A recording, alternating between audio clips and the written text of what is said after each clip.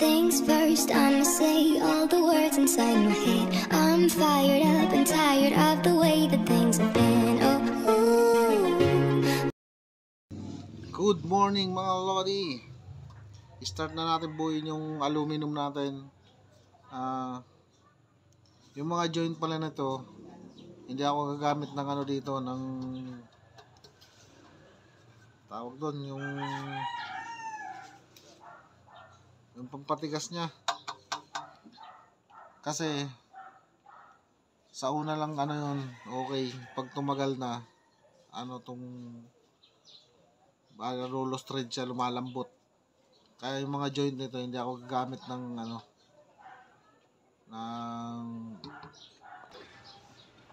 so ayan, umpisahan natin mag-cut.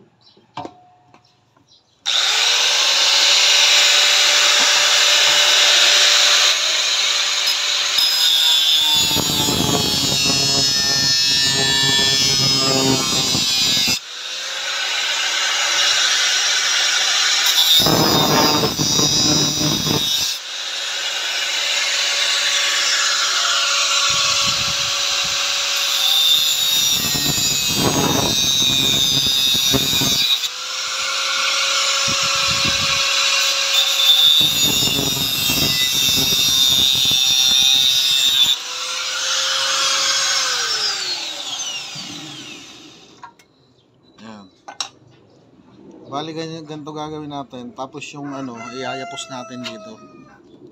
Ayan o. Ayan o, nakayapos.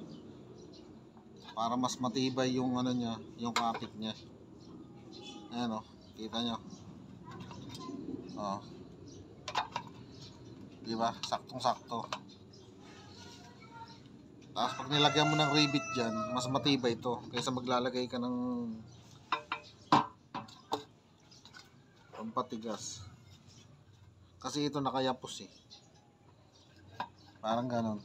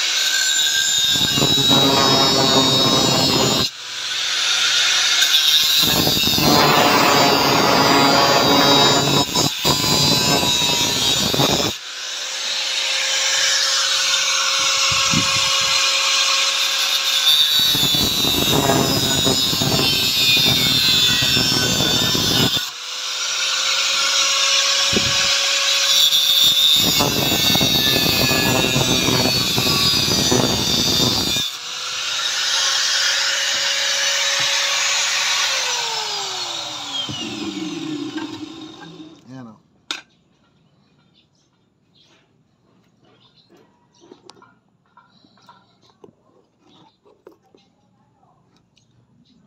Kung sa tutuusin, madali naman talaga mag-aluminum mga lodi. Kaso nga lang, yung ano, yung may mga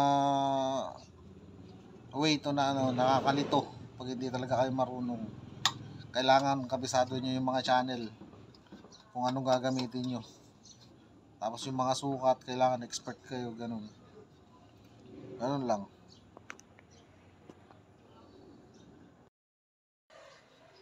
Tapos mga lodi, pag yung natapos na kayong magkaltas, may mga natitirang alibaba dyan, yung mga ganyan o. Ayan o. Yung mga maliliit na ano yan. Eh yung kailangan din, ano yun, iyayin yung ganyan. Tinatanggal yun mga lodi.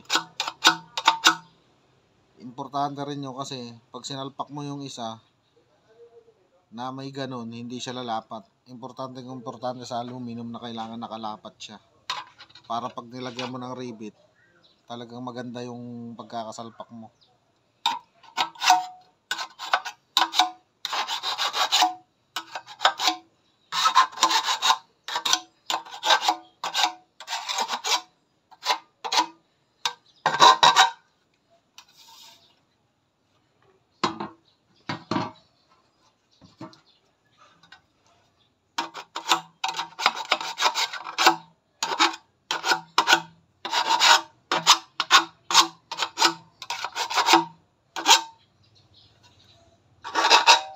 Akala mo lang madali, pero pag yung ikaw nang gumagawa mismo sa actual, napakahirap din gumawa ng mga gantong aluminum.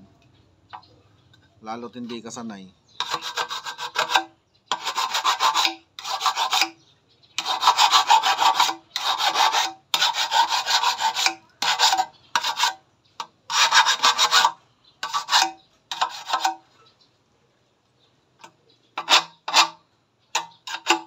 Kami nga pala, nangungontrata kami kung gusto nyo magpagawa.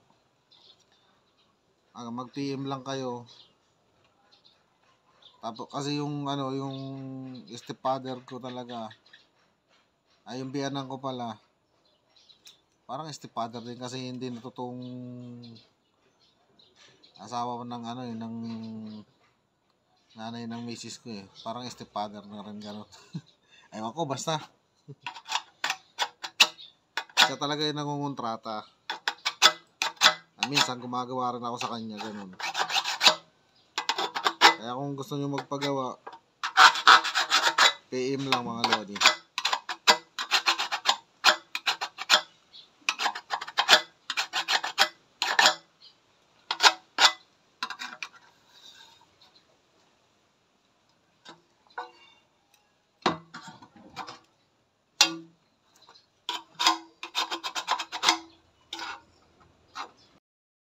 Lagay muna tayo ng bracket mga lodi, bracket.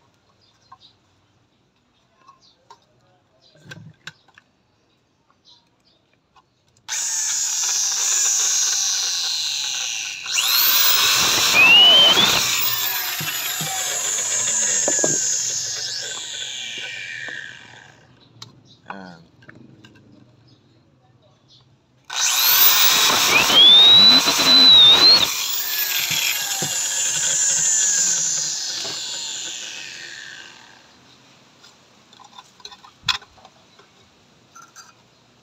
Yung nga pala, hindi na ako bumili ng pang-bracket dito. Yung mga yung mga scrap na lang ang ginamit kong pang-bracket dito. Kasi mahal din yun pag bumili ka ng pang-bracket eh.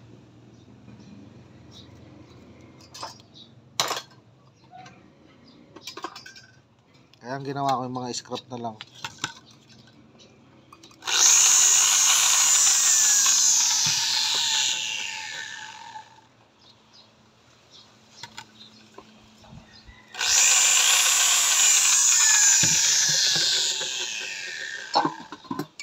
Para hindi kayo mahirapan mag-bracket, yung ilalagay nyo bracket, butasan nyo na. Pero kailangan sakto din sa butas mo sa sa aluminum para sumuot.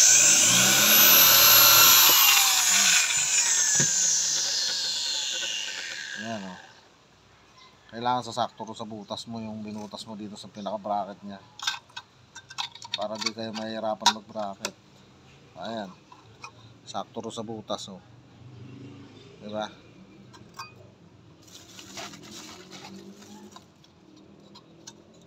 Saka natin lalagyan ng suot natin yung dun, yung riveter, yung rivet pala, saka mo rivetin. Ayan, diba? Ayan.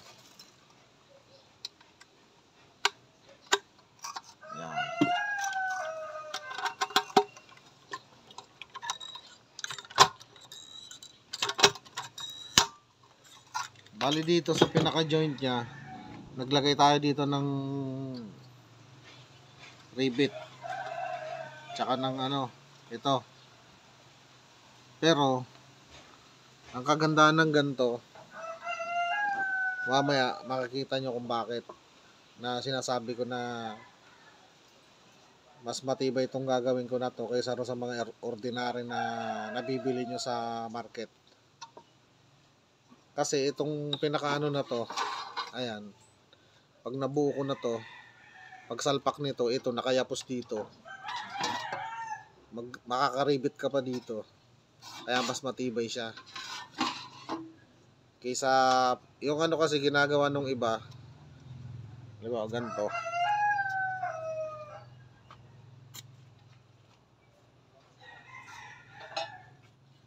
Ganito, naglagay ka ng bracket. Ang ginagawa ng iba pag naka 45 na, naglagay sila ng bracket dito. Isasalpak lang nito dito sa 45. Tsaka magbubutas lang sila dito. Iyon lang ang pinakatibay niya. Hindi katulad ditong gagawin ko na to. Pag nilagay ko to dito, pag nagsalpak ako dito, nakayapos na to. Ayan, parang nakaganyan o. Ayan o. Ayan o. Makakapag-rivet ka pa dito kaya mas matibay siya. Okay. Mamaya, makikita nyo pag binuo ko na to.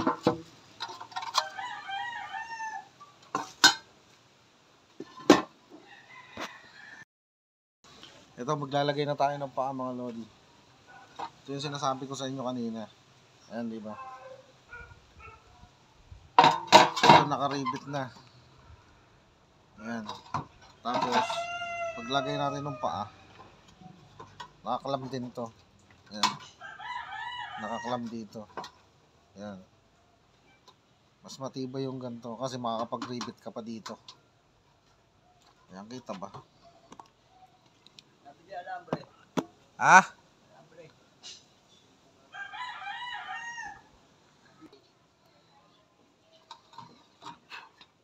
Ay mga lodi oh. Ito, nakayapos to dito. Kaya mas matibay siya. Ribitan muna natin tag-iisa to dito. Ayan.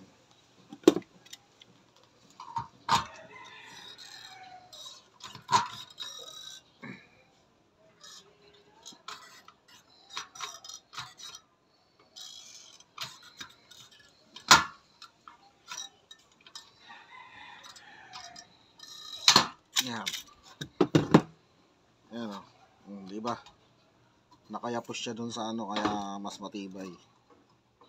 Ayan. May rivet ka na dito sa loob. May rivet ka pa dito sa labas. Kaya mas matibay talaga yan.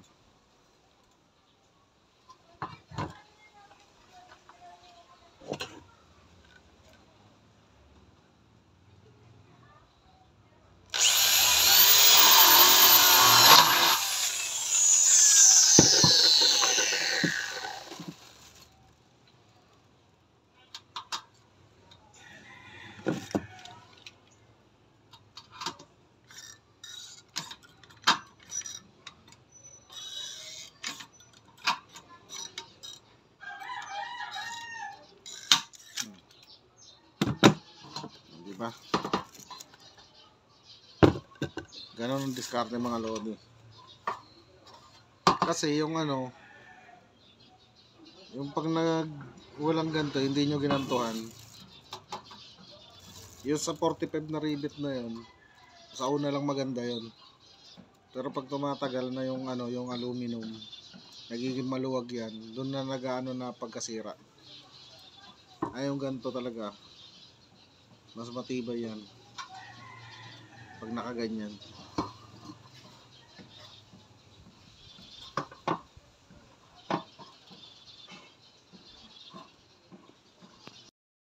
So ayan na yung body natin. Ayan na oh, buo na.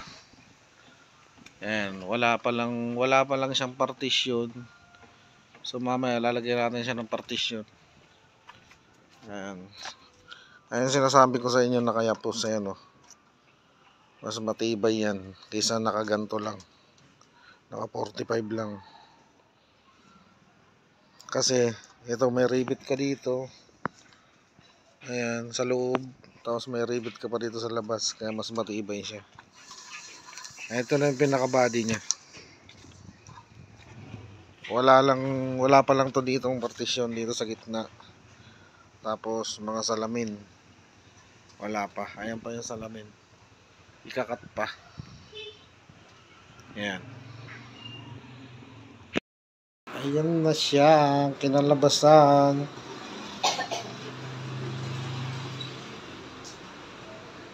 Sa labas. Tingnan natin sa labas.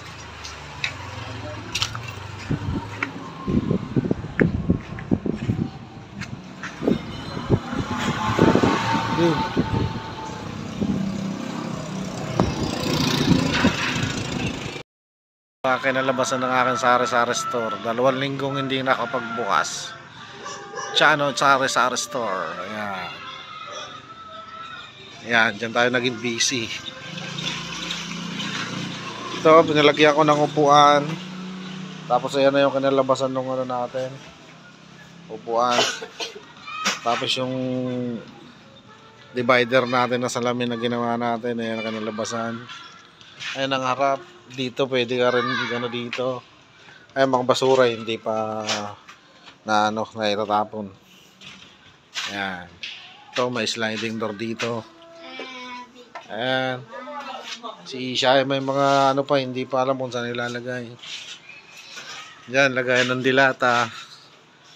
Ayan. Ayan yung rep namin. Ito pa yung isa. Hindi pa gumagana. Ang dami pang ayusin. Ayan na yung ginawa nating aluminum cabinet. Ano mo nga yung ano, sliding nya. Ayan. Ayan ang kinalabasan. Ayan, kita nyo. Ganda, no? Ayan pa. Ayan. O, diba? Ito, wala pang salamin. Wala pa siyang pinto kasi ano, itong meron pang kulang na materyales. Ayan. Ayan ang harap niya. Double purpose. Dito, pwede ka mag-ano dito. Pre. Ito, salamin. Ayan. Maliwalas, pre. Liwanag yan, oh. Oo. Ayan. Dito, marami kami ilalagay dito. Kaso hindi pa nagagawa. Sabit-sabit po mga paninda. Ito, meron din tayong pinto dito. Ayan. So, ayan yung pinagkalibangan natin sa loob ng 2 linggo. Ayan. Maganda na yung sari-sari store natin. Ayan. Meron na. Pwede nang bumili. Pwede na. Hello mga lodi. Kamusta kayong lahat dyan? Na-miss ko kayong lahat dahil 2 weeks tayo halos hindi nakapag-vlog. Kaya nandito na ang pagbabalik ng inyong lingkod na nagsasabing hindi gwapo, hindi pangit, tama lang. So, yun nga mga lodi, hindi tayo nakapag-vlog ng 2 weeks gawa ng ni-renovate natin yung tindahan natin. Yung tindahan pala namin. Halos 2 weeks na, no, na ginawa. Siyempre tumulong ako kaya hindi tayo nakapag-vlog. So ngayon may mga video kung paano ginawa, i-share ko na lang sa inyo. Okay? Sana nasa mabuti kayong kalagayan ngayon mga lodi. Yung tindahan natin hindi pa ganong tapos, meron pang mga gagawin pero ako na lang bahalang mag-finish doon. So ayun nga, gumawa tayo ng mga ano, ng mga cabinet, yung pantindahan na glass, aluminum. Ayan. Tapos ito yung sa likod ko, yung hindi ko pa natapos, yung lagay naman ng candy, ayan oh. Ayan, kita nyo. Lagay ng candy yan. Bukas ko na lang tatapusin yan. Ayan, ayan. Kita nyo, ayan oh. O diba? Ayan oh. Up and down siya mga lodi. Up and down lagayan ng candy. So, kaya rin-renovate yung tindahan namin gawa ng sobrang tagal na. Yung marami ng sira tapos medyo masikip na kaya medyo pinaluwang ganun mga lodi. So, hanggang dito na lang ang video na to mga lodi. Kung magustuhan mo mga content ko, mapasyal ka sa YouTube channel ko, huwag magkatubiling pakishare and subscribe ang aking YouTube channel. Maraming mga salamat mga lodi, laking bagay sa akin noon. At dyan na muna kayo, babus mga lodi. Bye bye.